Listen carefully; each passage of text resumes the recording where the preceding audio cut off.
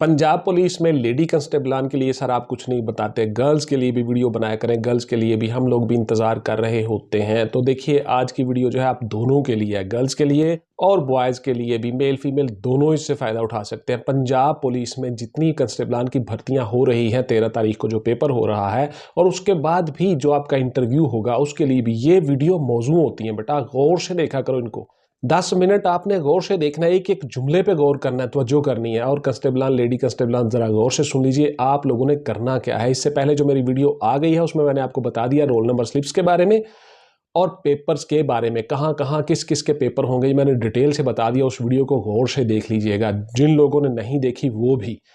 तो आप लोगों को अब बताता हूं कि इस वीडियो में कि आपने रिटन पेपर में क्या क्या करना है, स्पेशली जो टॉपिक है उनको कैसे कैसे टच करना है, और हर टॉपिक को जरा खोल के बयान कर दूंगा डिटेल के साथ। वीडियो के साथ देखते रहिए, जुड़े रहिए। चैनल को प्लीज सब्सक्राइब भी कर लिया करें, बेल का आइकन दबा के ऑल पे जरूर क्लिक किया करें। आप कहीं बिजी हों तो आपको नोटिफिकेशन आ चुका हो और आप बाद में भी वो वीडियो देख ले। मेरे पास इतना टाइम नहीं था, ये वीडियो मैं बहुत पहले बनाना चाह रहा था लेकिन टाइम नहीं मिलता। आप लोगों को पता है मैं एक लॉयर हूँ, वकील हूँ, बहुत से काम होते हैं, कोर्ट्स में जाना होता है, फिर आप लोगों के वीडियोज बनाता हूँ, फिर यूट्यूब कमेंट्स के जवाब देता हूं, कम्युनिटी टैब में बहुत से सवाल भी टैग करता हूं, आपने वो सवाल भी नोट करने हैं। गौर से देखते जाइएगा चैनल को। तो देखिए सबसे पहले आप लोगों ने क्या करना है, पंजाब पुलिस के बारे में, बल्कि पाकिस्तान पुलिस के बारे में आपने हर इंफॉर्मेशन कलेक्ट करनी है। पंजाब पुलिस कितने हिस्सों में डिवाइड है, इसके चीफ कौन होते हैं, इसके सब चीफ कौन होते हैं, सीसीपीओ साहब कौन कौन होते हैं, सीपीओ साहब कौन होते हैं, आरपीओ साहब कौन होते हैं, ओहदे, रैंक्स, सैलरी, इख्तियारात, सब चीज़ें आपने नोट करनी है। उसके बाद सीट्स अलग हैं और रैंक्स अलग है, रैंक्स के नाम अलग हैं। लोगों को यही नहीं पता कि एसएचओ का रैंक अलग है और एसएचओ एक सीट का नाम है।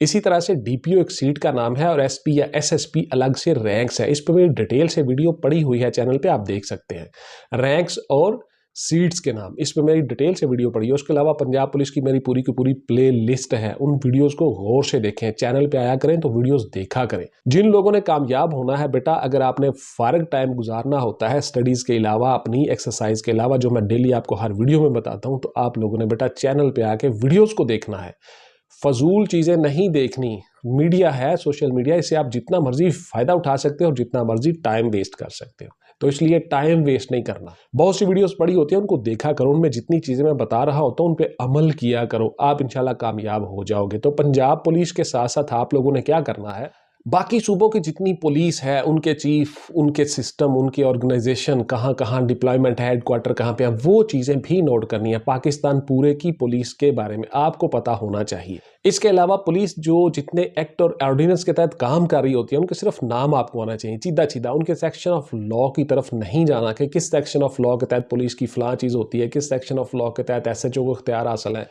ये चीज़ें आपने नहीं करनी, सिर्फ आपको पता होना चाहिए कि पुलिस एक्ट कब आया था, पुलिस ऑर्डर्स कब आए थे, पुलिस रूल्स कब आया था, पुलिस ऑर्डर 2002 का भी इनॉग्रेट हुआ था, गवर्नमेंट किसकी थी, एटसेट्रा। यानी आपको इंफॉर्मेशन डिपार्टमेंट के मुतल्लिक ज़रूर होनी चाहिए जिस डिपार्टमेंट में आप भर्ती होने जा रहे हो। इसके अलावा मैंने आपको बता दिया रैंक्स और सीट्स का आपने पता करना है। उसके बाद फिर आपने ये सारी की सारी, आपको कहीं जाने की ज़रूरत नहीं है, मेरी वीडियोज़ पड़ी हुई हैं चैनल पर बेटा, आप लोग देख सकते हो, उससे फ़ायदा उठा सकते हो। बहुत सी चीज़ें मैंने शेयर की हुई हैं और इस चैनल पे आपको पेट इन्फॉर्मेशन मिलती है। ऐसा नहीं है कि कहीं से कोई सुनी सुनाई बातें, हमने ये सारे काम खुद किए हुए हैं, डिपार्टमेंट में काम किया हुआ है, इसलिए आपको गौर से बता रहा हूँ। ये चीज़ें गौर से आपने भी सुननी है, 10 मिनट की वीडियो है, इसको स्किप नहीं करना किसी सूरत। उसके बाद जी आप लोगों ने बीइंग अ मुस्लिम, मैं आपको बार बार बताता हूँ हर वीडियो में, आप लोगों ने Islamic studies, Islamic history and culture, history of Indo पाक, इस्लामिक रेफरेंस के हवाले से इंडो पाक में कैसे कैसे इस्लाम नाफज हुआ, कैसे आया, किन किन लोगों ने काम किया, नदवतुल इस्लाम क्या था, उसके बाद जी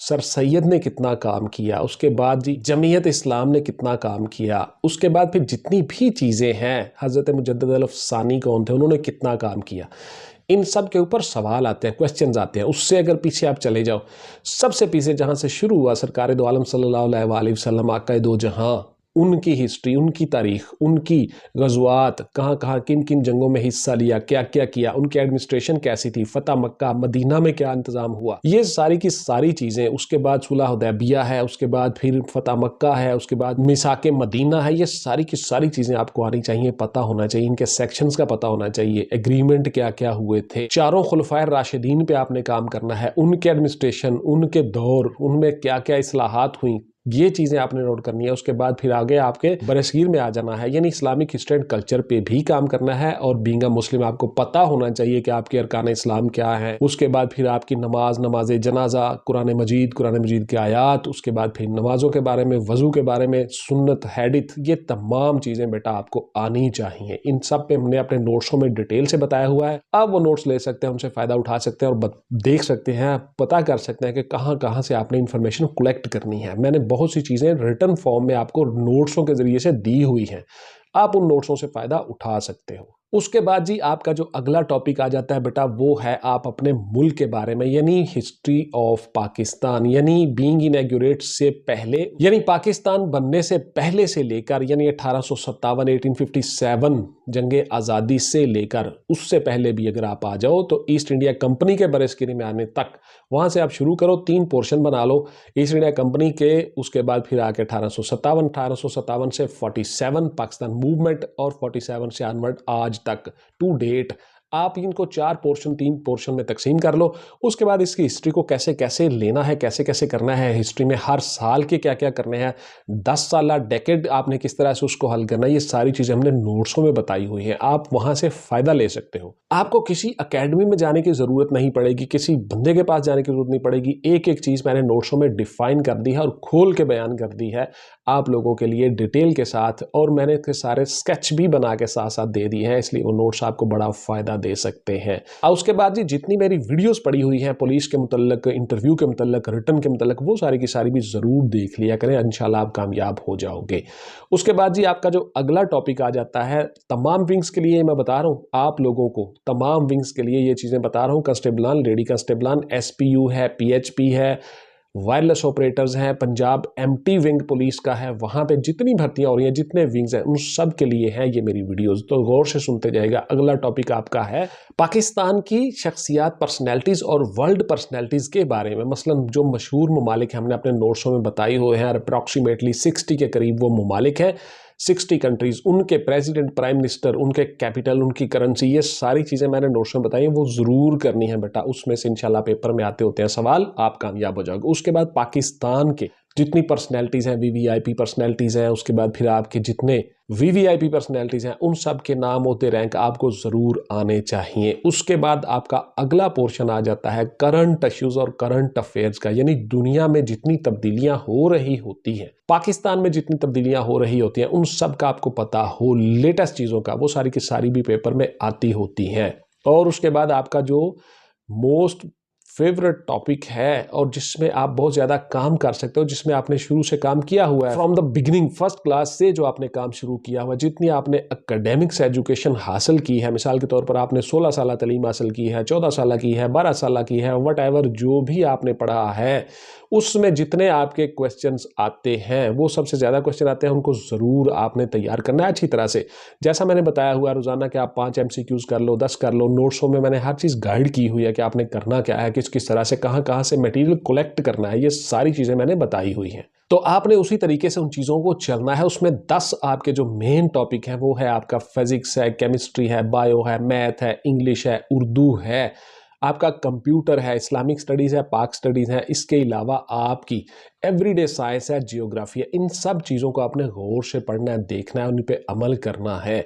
इनका डाटा आपने कलेक्ट करना है। आपके अप्रॉक्सीमेटली 40 to 55 या 50% तक क्वेश्चंस आते होते हैं एकेडमिक्स में से, तो इसलिए आपने इन चीज़ों को बड़े गौर से तैयार करना है। और ये सबसे बड़ा पोर्शन होता है आपके पेपर का, तो पेपर के बारे में भी मजीद बताता जाऊंगा इंशाल्लाह। हर वीडियो को गौर से देखते जाएगा। पेपर आपने अटेम्प्ट कैसे करना है, ये भी एक आर्ट और फन और टेक्निक है। जो लोग पेपर अच्छी तरह से अटेम्प्ट कर लेते हैं वो ज़्यादा नंबर ले जाते हैं और ज़्यादा कामयाब हो जाते हैं। पेपर वाले दिन भी बहुत सी चीज़ें होती हैं जिसमें आपने केयरलेसनेस करके, यानी लापरवाही करके आप बहुत से नंबर गंवा देते हो, वो भी इंशाल्लाह बताऊंगा अगली वीडियोस में, देखते जाइएगा। तो आप लोग पेपर में बैठने के अहल हो गए। मैंने आपको तरीकाकार बता दिया, और उससे जो पहली वीडियो आई हुई है उसमें मैंने बता दिया कि आपने रोल नंबर स्लिप्स कहाँ से लेनी है और पेपर किस किस शहर में होंगे, डिटेल से हर चीज़ बता दी। इस वीडियो में मैंने आपको बता दिया कि आप लोगों ने किस किस पोर्शन पे मेन काम करना है, फोकस किस पोर्शन पे रखना है, और उसके अलावा जितने टॉपिक हमने बताए हुए हैं 99, उन पे काम करते रहना है। रोजाना, डेली, हर रोज पढ़ना है और फिजिकली भी काम करना है। मेहनत करनी है बेटा, मेहनत करने की आदत डाल लो। लैसल इंसानी इल्ला मा सआ, ये मेरी एकेडमी का लोगो भी है, बुखारी स्पीक्स एकेडमी का, कि जो जितनी मेहनत कर लेगा वो उतना पा लेगा। जिसने जितनी मेहनत की, रब्बे कायनात फरमाते हैं, उसको मैं उतना ही अता करता हूँ। तो आप लोग जो मेहनत ज़्यादा कर रहे होते हो, बच्चे जो स्मार्ट वर्क कर रहे होते हो, दिन रात कोशिश कर रहे होते हो, देख रहे होते हो, अपने टारगेट की तरफ बढ़ रहे होते हो, वो असल में अल्लाह के हुक्म की तामील कर रहे होते हो आप लोग। क्योंकि रब्बे कायनात का जो फरमान है उसी के मुताबिक आप चल रहे होते हो, इसलिए फिर आपको वो नवाज देता है, आपको दे देता है, एफर्ट आपकी जितनी ज़्यादा होगी। तो इसलिए जो लोग अल्लाह के हुक्म की तामील कर रहे होते हैं वही कामयाब होते हैं, याद रखिएगा। इसके साथ साथ बेटा आप लोगों ने नमाज भी पढ़नी है और अल्लाह की तरफ रुझान भी रखना है, और अल्लाह की मदद शामिल हाल रहनी चाहिए आपके, और अल्लाह का जिक्र भी ज़रूर किया करें। मैं अक्सर वीडियो में बता दिया करता हूँ आप लोगों को, इस वीडियो में एक तस्वीर भी शेयर कर देता हूँ। या सलाम या मोमन या अल्लाह, या सलाम या मोमन या अल्लाह, सीन के ऊपर ज़बर है। तो इस तस्बीह को भी आप रोज़ाना पढ़ा करें, कम अज़ कम 300 दफ़ा, ज़्यादा से ज़्यादा। जब भी आप पढ़ते जाओ, उठते बैठते सोते जागते, करवटों के बल, अल्लाह कुरान में फरमाते हैं कि मुझे हर हर लम्हे करवटों के बल, सोते उठते बैठते याद किया करो। तो इसलिए आप लोगों ने हर वक्त ये तस्बीह कर सकते हो और अल्लाह को अपने शामिल हाल रख सकते हो। अल्लाह मियाँ हर वक्त आपके साथ है, आपकी शायरक से भी करीब है, लेकिन जिक्र करोगे तो फिर अल्लाह फरमाते हैं फ़ज़्कुरूनी अज़्कुरकुम, तुम मेरा जिक्र करोगे मैं तुम्हारा जिक्र करूँगा। तो फिर आप लोग अल्लाह के नज़दीक हो जाओगे, और ज़्यादा नज़दीक। तो इसलिए आप लोगों को ये भी साथ साथ करना है। तो ये थी जी मेरी आज की वीडियो के पंजाब पुलिस में कंस्टेबलान, लेडी कंस्टेबलान किन किन टॉपिक्स पे तवज्जो दें। इंशाल्लाह मिलते हैं किसी अगली वीडियो में। टिल देन टेक केयर, अल्लाह हाफिज़ एंड गुड बाय। पाकिस्तान जिंदाबाद।